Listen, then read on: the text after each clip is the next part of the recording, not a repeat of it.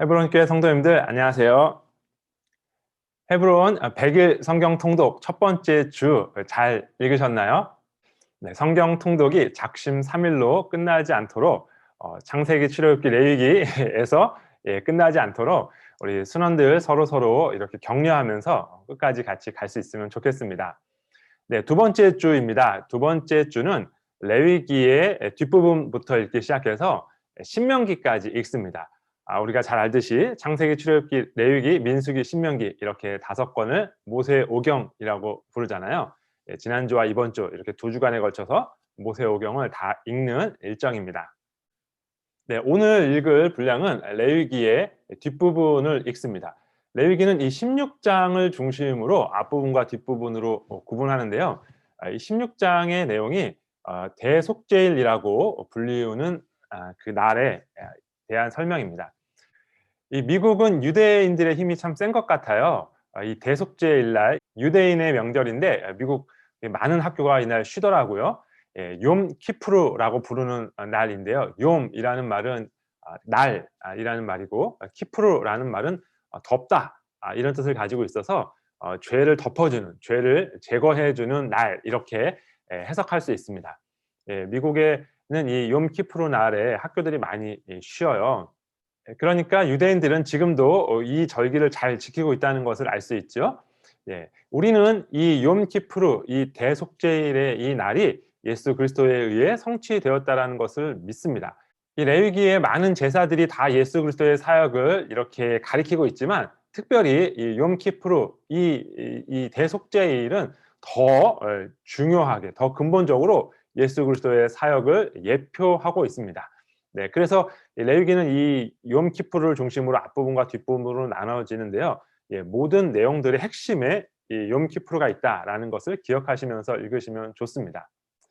그리고 이제 뒷부분을 제가 이 개요의 일상의 거룩 이렇게 썼습니다. 물론 다양한 내용들이 있고 또 의식적인 거룩의 내용들도 당연히 포함되어 있습니다만 이제 크게 특징을 잡자면 이렇게 말할 수 있을 것 같습니다. 자, 그리고 이제 남은 6일 동안 화요일부터 목요일까지 민수기를 읽고 또 금요일부터 주일까지는 신명기를 3번씩 나누어서 읽도록 하겠습니다. 민수기는 세 부분으로 나누었는데요. 첫 부분 1장부터 9장까지입니다. 10장에서 시내산을 출발하기 때문에 출발하기 전에 내용을 읽고요. 시내산에 출발한 이후에 26장에서 출애굽 2세대의 인구조사를 하는데 그때까지의 이야기를 읽습니다. 그리고 마지막으로 인구조사를 한 이후에 출애굽 2세대의 이야기를 읽습니다. 다음으로는 신명기인데 신명기는 이 약속의 땅 바로 건너편 모압 평지라는 곳에서 모세가 전한 3편의 설교입니다. 첫 번째 설교, 두 번째 설교, 세 번째 설교 이렇게 읽으면 좋겠지만 두 번째 설교가 너무 길기 때문에 이 두 번째 설교를 절반 나누어서 반절은 첫 번째 설교와 함께 읽고 그리고 나머지 부분만 따로 이렇게 읽도록 하겠습니다. 네, 그래서 첫 번째 날 1장부터 11장까지 읽는데요. 이 설교, 두 번째 설교가 크게 보면 두 부분으로 나누어져요. 첫 번째는 전반부에는 보다 일반적인 그런 원칙들이 많이 기록되어 있고요. 이 12장부터 이 후반부에는 보다 구체적인 지침들이 많이 기록되어 있습니다. 그래서 이렇게 첫 번째 설교와 두 번째 설교의 앞부분을 함께 읽고 두 번째 설교의 뒷부분을 따로 읽도록 하겠습니다. 그리고 이제 세 번째 설교와 그 이후에 이제 기타 등등의 이야기들이 이제 신명기 마지막 부분을 읽을 분량인데요. 여기 보면은 이 두 번째 부분, 이 27장과 28장, 여기가 학자들에 따라서 두 번째 설교에 포함되기도 하고 세 번째 설교에 포함되기도 합니다. 저는 예전에는 27장, 28장이 세 번째 설교의 시작 부분이라고 생각을 했었는데 통독을 계속 하다 보니까 여기가 이 두 번째 설교의 마무리로 포함되는 것이 더 좋겠다라고 판단이 되어서 이번에는 두 번째 설교에 포함을 시켰습니다. 네, 약속의 땅에 들어가기 전까지 모세 오경을 이제 이번 주에 다 읽게 되는데 이 흐름 전체 내용을 기억하시면서 읽는 것이 매우 중요합니다. 하나님께서 아브라함을 선택하셔서 하나님의 나라를 시작하셨죠. 그것이 창세기의 내용이었습니다. 출애굽기는 이게 애굽에 가서 많이 인구가 늘어난 이스라엘 백성들이 약속의 땅을 찾아서 애굽에서 탈출하는 이야기, 그리고 하나님과 언약을 맺고 또 하나님과 교제할 수 있는 성막을 만드는 이야기까지였습니다. 이제 레위기는 그 성막에서 하나님과 제사하는 이야기, 그리고 그렇게 하나님과 제사하고 교제하며 하나님의 백성이 된 이들이 어떻게 살아가야 하는지를 설명해 주는 내용이었습니다. 민수기는 이제 그 약속을 받은 시내산을 떠나서 약속의 땅을 향해서 나아가는 내용입니다. 그런데 하나님께 불순종함으로 말미암아 출애굽 첫 세대는 약속의 땅에 들어가지 못하고 두 번째 세대에게 그 사명이 이어지는 내용입니다. 그리고 이제 신명기는 약속의 땅 바로 건너편에 진을 친 출애굽 2세대에게 모세가 남긴 마지막 설교, 너희가 약속의 땅에 들어가면 이렇게 살아야 된다라고 하는 그 내용을 담으면서 이제 모세 오경이 끝이 나고 있습니다. 자, 그러면 각 요일별로 읽을 내용을 간단하게 다시 한번 짚어보겠습니다. 네, 8일차 오늘 읽을 내용이죠. 오늘 읽을 이 레위기 후반부는 크게 네 부분으로 제가 나누었습니다. 16장의 대속죄일, 여기에 나오는 내용들은 예수 그리스도를 굉장히 직접적으로 가리키고 있으니까 예수님의 사역을 생각하면서 읽어보시면 좋습니다. 그리고 이제 거룩에 관련된 이야기, 정결에 관한 내용들인데요. 앞부분에서의 정결에 관한 내용이 주로 의식적인 정결, 피를 흘리거나 아니면 병에 걸렸거나 질환이 있을 때 격리한다든가 이런 의식적인 정결에 관한 내용이 좀 많이 있었다면, 이 뒷부분은 사회에서의 거룩한 삶에 대한 내용이 많이 있습니다. 물론 의식적인 정결의 내용도 조금 포함되어 있긴 하고요. 그리고 제사장들이 특별히 지켜야, 기억해야 될 내용들이 들어있고, 그리고 이제 절기에 관한 내용들, 이 절기는 우리가 잘 아는 그런 오순절, 유월절 같은 그런 절기뿐만 아니라 특별히 희년에 대해서 자세하게 설명하고 있습니다.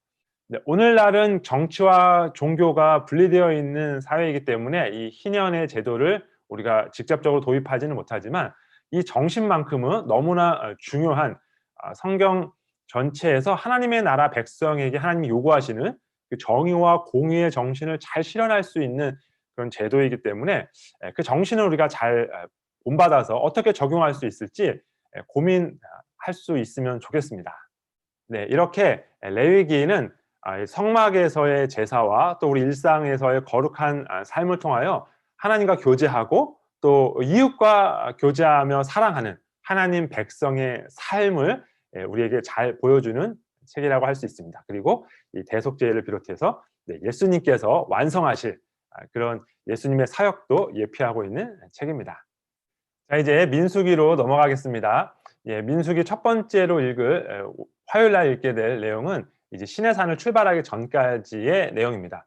여러 가지 내용이 있기 때문에 제가 단락을 나눈 것은 큰 의미가 없고요. 이 앞부분은 이제 민수기 10장 12절에서 이스라엘 자손이 드디어 약속의 땅을 향하여 출발하기 이전에 있었던 일이라는 것만 기억하시면 좋겠습니다. 여기 보면 이제 인구조사를 하게 되는데, 그래서 이 민수기의 제목이 백성의 수를 센다라는 의미의 민수기이잖아요. 인구를 조사하고 행군을 할 때 이제 약속의 땅을 향해 나가야 되기 때문에 행군을 할 때 어떤 순서로 행군해야 되는지, 그리고 또 하루 만에 갈 수 없잖아요. 그러니까 가다가 이제 잠을 자게 될 때는 어떤 형태로 진을 쳐야 되는지를 설명하고 있습니다. 그리고 인구조사에서 레위 지파의 숫자가 빠져 있거든요. 그래서 이 제사를 주관해야 되는 레위 지파들을 특별하게 인구조사와 그 할 일들을 설명해 주고 있습니다. 특별히 좀 유의해서 봐야 될 것은 성막을 완성한 다음에 성막 봉헌식을 하고 나서 두 번째 유월절을 지키거든요. 이 두 번째 유월절이 둘째 해 첫째 달이에요. 유월절이 항상 첫째 달입니다. 유대인 종교력으로. 그런데 두 번째 첫째 달에 이 두 번째 유월절이 있는데, 이 인구조사를 언제 하냐면 두 번째 해 둘째 달에 합니다. 그러니까 이 성막 봉헌식과 유월절이 먼저 있고 인구조사가 나중에 있는 거죠. 그런데 이렇게 순서를 바꾸어 놓아서 인구조사를 이제 앞에 넣음으로써 이 인구조사로부터 시작하는 첫 번째 세대의 이야기다라는 것을 보여주고, 그래서 뒷부분에 역시 인구조사로 시작되는 두 번째 세대의 이야기와 구분시켜주는 그런 역할을 하고 있습니다. 네, 11차 읽게 되는 내용은 이제 시내산을 출발하여서 모압 평지라는 곳에 이를 때까지의 이야기입니다. 시내산에서부터 가데스라는 곳까지의 여정이 기록되어 있고요. 가데스에서 있었던 일을 기록하고 있는데, 우리가 너무나 잘 아는 약속의 땅에 정탐꾼을 보낸 사건이 기록되어 있습니다. 그 사건 이후에 역시 같은 장소에서 하나님께서 율법을 부여해 주세요. 그런데 이렇게 참 놀라운 은혜입니다. 이 정탐꾼 사건 이후에 하나님께서 이스라엘의 첫 세대는 약속의 땅에 들어가지 못할 것이다 라고 분명하게 선언하세요. 이 모든 여정 내내 이스라엘 백성들이 불평, 불만, 불순종을 하지만 그 모든 사건의 핵심이 되는 가장 중요한 그 사건이 정탐꾼 사건입니다. 이 정탐꾼 사건이 이스라엘 백성들이 약속의 땅에 들어가지 못한 결정적인 이유가 된 것을 이해하시려면 이 성경 전체에서 하나님께서 하나님 나라를 왜 만드시려고 했는가를 잘 기억하셔야 합니다. 이 하나님의 나라를 만들려고 하는 이유는 내 마음대로 할 거야 라고 생각하고 판단하고 실행하는 아담 이후에 모든 죄 속에 살아가는 인간들과 구분되는 나라를 만들려고 한 것이었어요. 그러니까 자, 너희가 너희 마음대로 사는 나라들을 봐라. 그리고 이제 하나님 뜻대로 사는 하나님의 백성을 봐라. 이렇게 비교를 하려고 하신 것이죠. 그런데 이 정탐꾼 사건을 통하여 이스라엘 백성들이 하나님의 뜻이 아니고 내 뜻, 약속의 땅에 들어가라는 하나님의 뜻이 아니라 거기는 못 들어간다라는 내 판단을 신뢰하게 된 것이죠. 그렇게 되면 이 하나님의 나라를 만들려고 했던 하나님의 목적이 달성되지 않으니까요. 그래서 이 정탐꾼 사건으로 이스라엘 백성들은 약속의 땅에 들어가지 못하게 됩니다. 그런데 바로 이어서 가데스에서 하나님께서 율법을 주세요. 그러면서 뭐라고 말씀하시냐면 너희가 약속의 땅에 들어가거든 이렇게 해라 이렇게 말씀하십니다.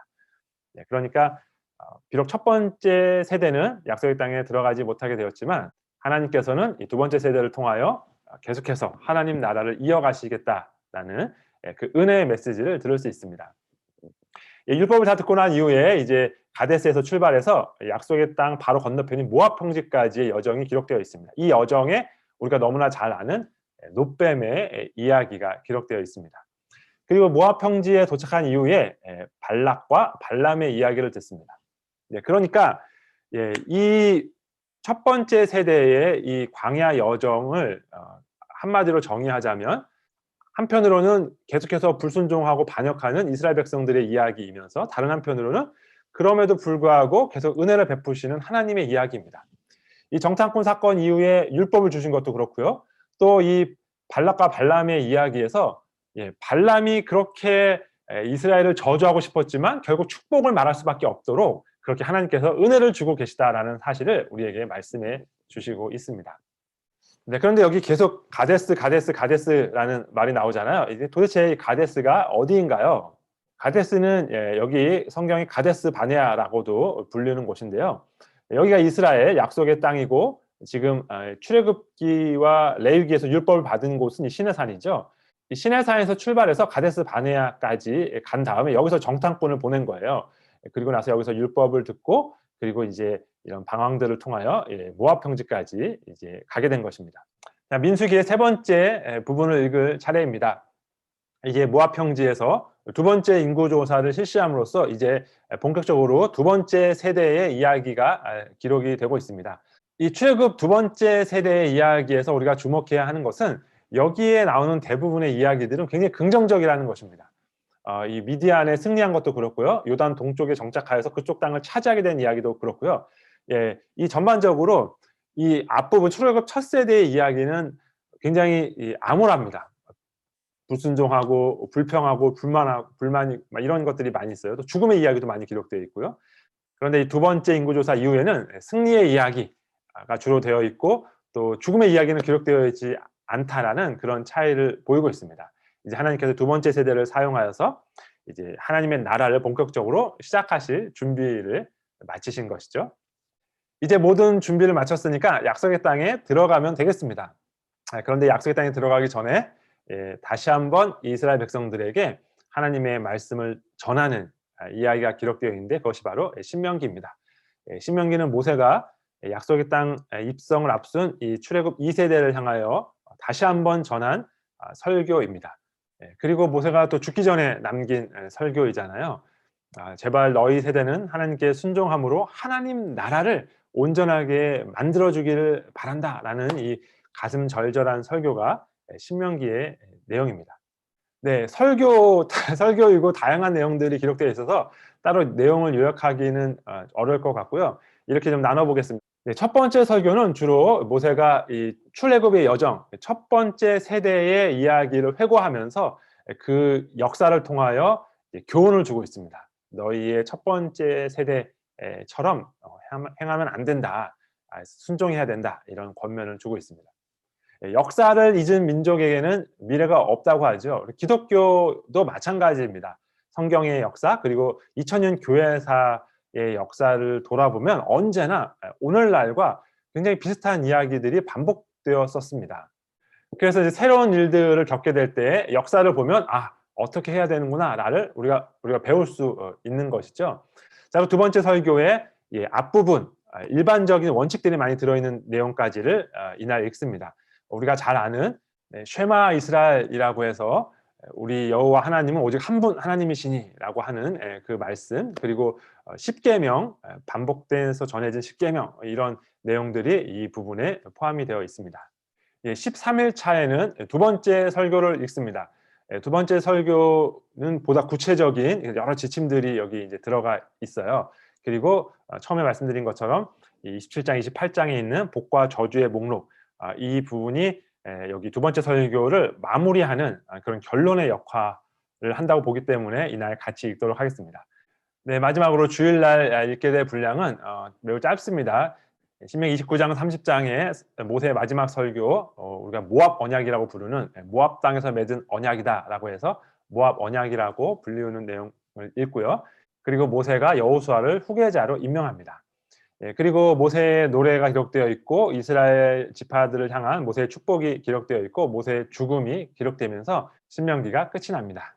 구약 역사서는 흥미진진한 이야기들이 많이 있기 때문에 재미있게 읽을 수 있는 부분이에요. 그런데 이 신명기 같은 경우는 설교이기 때문에 그닥 재미가 없을 수도 있습니다.